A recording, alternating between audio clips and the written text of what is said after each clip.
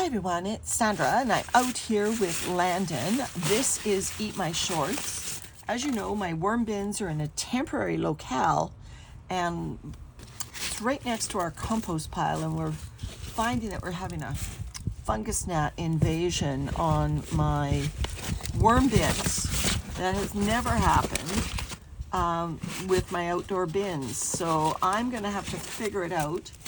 So these bins are outdoors for the foreseeable future, but at some point I'm going to have to, hello little one, oh no, that's a needle. At some point, see, I think that fly is bigger than a fungus gnat. I'm going to have to figure out how to get rid of these flies, and when I figure it out, I'll let you know. And I know I can use BTI indoors. I'll link to my video on that, but these bins don't need moisture. I don't want to do a BTI control at this time. BTI is a beneficial bacteria, it doesn't harm the worms at all, but I just find it unnecessary.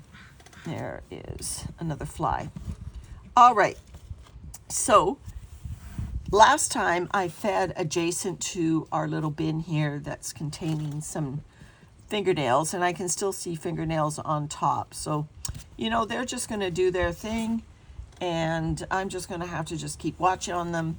But in the meantime, I want to do a health status of this bin and see whether a bunch of flies fly out when I fluff the bin. So let's just see how it's doing. See lots of compression. I'm in the end that I didn't feed. I still see the one fly on the wall, but I'll tell you, there was a lot of flies in the food that we're going to be feeding today, so this problem is about to get a lot worse.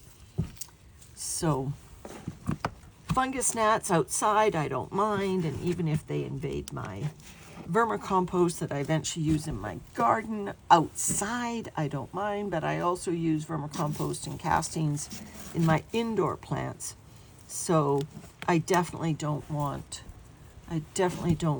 to create a huge problem that my castings cannot be used indoors. All right, this is a bin that was fed 3 weeks ago, and big chubby worms. I've been feeding a lot of compost and leaf molds, mostly processed leaf mold. Note the rich blackness of the vermicompost that comes from those lovely natural bedding. The moisture retentive properties of those natural bedding is, I think, superior to cardboard. And so, you know, this bin has beautiful moisture to it, except for these little bits that were on the top exposed to the outdoors.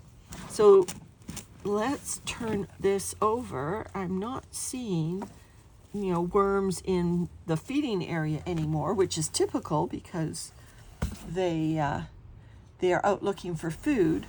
This is the bin with the nails in it. I would imagine the worms are under it. Yeah, I can see worms on the surface there. I'm just going to grab this dry stuff before I do anything else. There we go. And then let's turn this over. It's very finished, this material, as you can see. Like that's finished. So it looks like I set peekaboo up for a migration. And it looks like this bin needs to be set up for a migration. So these worms are just hanging out there. So we need to now check our bin where I've got the toe and fingernails as the last bit that needs fluffing. And I'll just bring this bin down and we'll just transfer right to this similarly sized bin. And hopefully this goes smoothly. All right, let's see what happens there.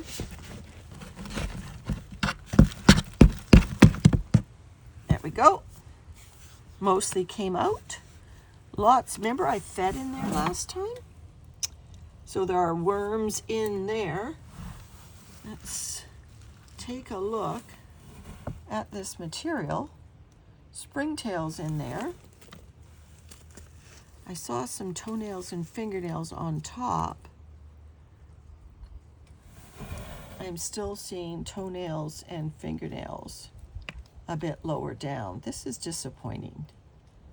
Yeah, and they're still, I wouldn't say brittle, but they're firm. Spongy, but firm. Like, they're not getting thinner. I don't know. Anybody who's put toenails in a worm bin before, and several of you have said you do, you know, is my bin just being appallingly slow? Oh, I spilled smoke. I don't know. All right, I'll have to rinse this out because there are definitely worms in that. But in the meantime, let's go nuclear on this toenail fingernail experiment, and let's put our new carbon right on top of that. And so all the juices from this feeding is going to drip right down. Now, by the way, the last time I fed, it was the ends of asparagus, and they take a long time. So this bin must be really hungry, because I saw no evidence of the tail ends of asparagus there. So let me grab a handful of our leaf mold. And like I did with peekaboo, I'm going to have to build up the bedding so that I can do an eventual harvest. So there's a beautiful microbe-rich handful of the leaf mold. Now some moldy food. This moldy food is infested with flies. It's been sitting out waiting to be fed for a few days. So I am asking for it. Definitely creating a problem that I'm going to have to solve. So here's the moldy, infested with fly food. I'm hoping they're buzzing all around the surface. I'm hoping they didn't lay their larvae in there, but I have a sneaking suspicion they did. All right, so I'm just thinning out the food so I don't create a problem there. And then here's just some extra pulverized eggshell. There already was some in that food. Here's some beautiful microbially rich leaves again. I don't want to call this leaf mold.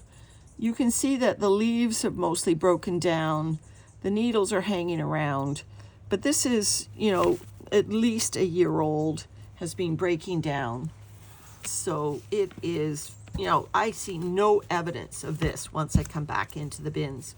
All right, so we went nuclear on this area. That whole feeding zone now is going to be right on top of that bin that we're hoping the nails will disappear. And I will start researching how to get rid of flies that might invade an outdoor bin. And we'll see how bad it is when we come back next time. Alrighty, everyone, thanks for watching. That's Eat My Shorts for now. Bye. Bye for now.